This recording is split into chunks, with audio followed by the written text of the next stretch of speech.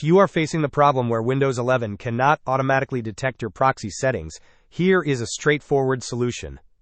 Begin by pressing the Windows key and the R key simultaneously on your keyboard. This action will open the Run dialog box. In the input field, carefully type the command inet.cpl and then press the Enter key, or click OK. This will launch the Internet Properties window. Navigate to the Connections tab within this window. Once you are in the Connections tab, locate and click on the LAN Settings button.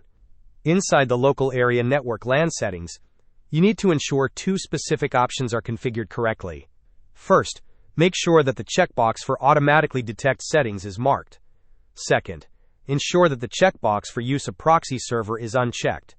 After applying these settings, click OK to close the LAN Settings window, and then click OK again to close the Internet Properties window. Hope this was helpful. Don't forget to like and subscribe if you enjoyed. As always, thanks for watching, and I will see you in the next video.